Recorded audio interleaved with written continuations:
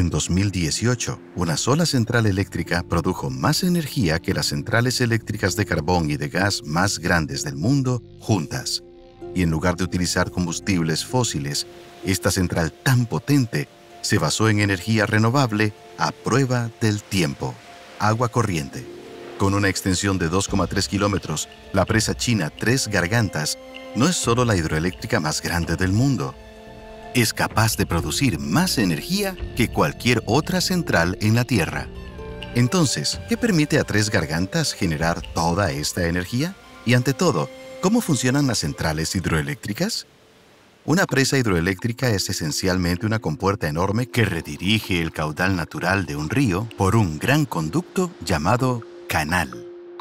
El agua fluye por el canal y hace girar las aspas de una turbina que está conectada a un generador en una central eléctrica cercana.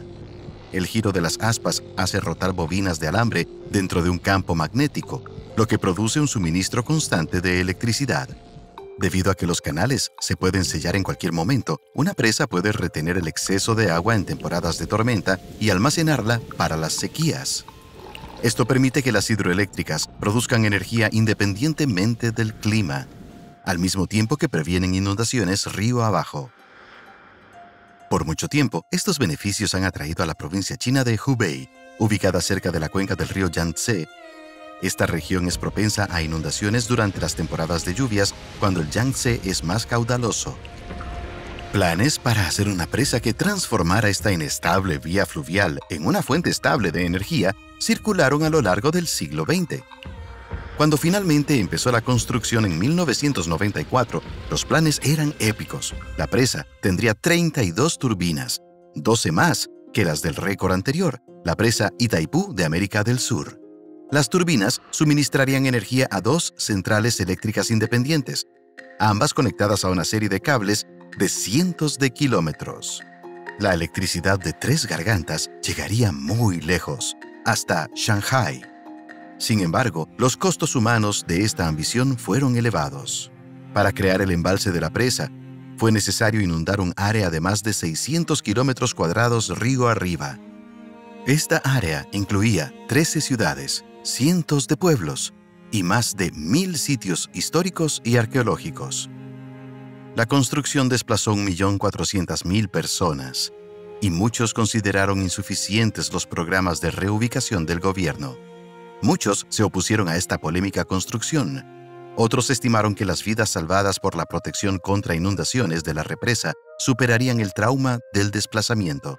Además, elevar el nivel del agua mejoraría la navegabilidad del río, aumentaría la capacidad de transporte y transformaría la región en un conjunto de prósperas ciudades portuarias. Cuando se completó el proyecto en 2012, China se convirtió en el mayor productor de electricidad del mundo.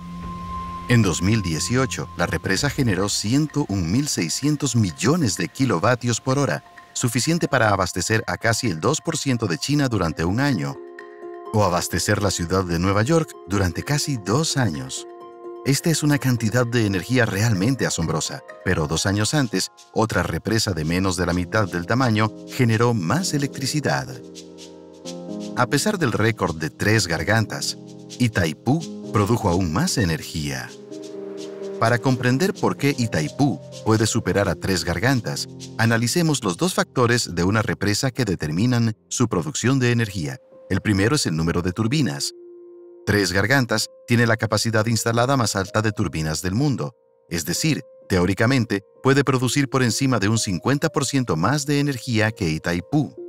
Pero el segundo factor es la fuerza y la frecuencia del agua que se mueve a través de esas turbinas. Tres Gargantas ocupa varias cañadas profundas y estrechas con aguas copiosas.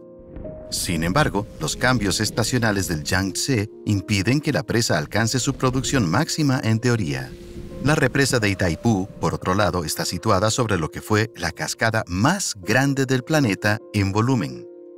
Aunque la construcción de la presa destruyó esta maravilla natural, el flujo constante de agua permite que Itaipú genere constantemente más energía cada año. Esta rivalidad entre presas está lejos de terminar, y otros proyectos como la represa Inga Falls en la República Democrática del Congo también compiten por el título de la central eléctrica más poderosa. Pero lo que sea que depare el futuro, los gobiernos deberán asegurarse de que el impacto ambiental y humano de una central eléctrica sea sostenible como la energía que produce. Sigue aprendiendo con estos videos y no olvides suscribirte. No pierdas nunca la oportunidad de aprender algo nuevo.